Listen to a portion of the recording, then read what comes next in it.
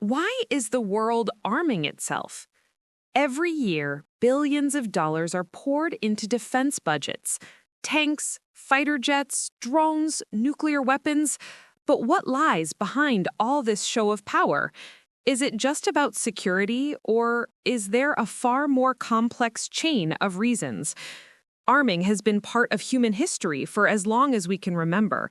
From stone swords to nuclear warheads, humans have developed weapons both to protect themselves and to demonstrate power. But weapons are not just tools of defense. They have often been used for attack and control. Throughout history, states and empires have built weapons to protect their borders and deter rivals. However, this often triggered mutual armament. When one country arms itself, its neighbors feel compelled to do the same. In this way, arming has always been a cyclical phenomenon. Another major reason for armament is international power balance and geopolitical competition. States are not only concerned with their own security, they also want to prevent rivals from gaining power and to tilt regional and global balance in their favor.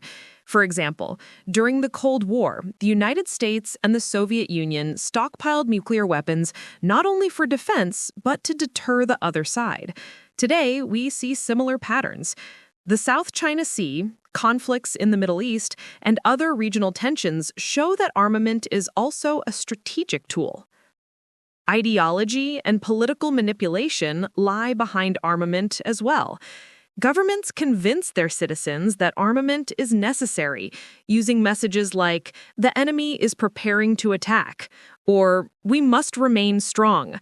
These messages create fear in the public consciousness, making armament not just a matter of policy, but a part of social psychology. The economic dimension of armament is equally significant. The arms industry is one of the most profitable sectors in the world.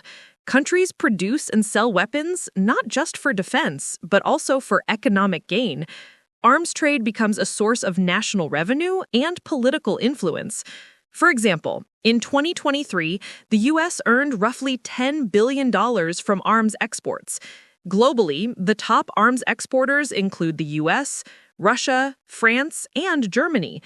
In this sense, war and armament are both strategic and economic games. Today, armament has become increasingly digital. Autonomous drones, cyber weapons, and AI-driven systems have shifted warfare beyond the physical battlefield into the digital domain.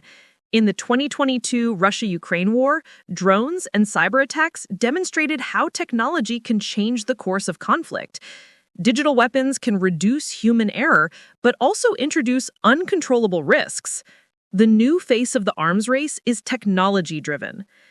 Armament also has profound societal and psychological effects. Media, education, and government rhetoric normalize armament in the eyes of society. Fear and mistrust make weapons a routine part of life. This cycle is almost invisible, and people accept it as normal. Psychologically, armament creates an illusion of security, but it does not reduce real risks. The consequences of armament can be catastrophic. Growing stockpiles, miscalculations, autonomous systems, and cyber warfare pose existential threats to humanity. Yet, a solution exists: diplomacy, dialogue, and international cooperation.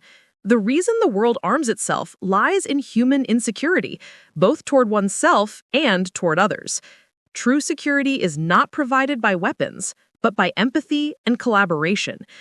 Perhaps one day, instead of arming ourselves, we will learn to speak and understand one another.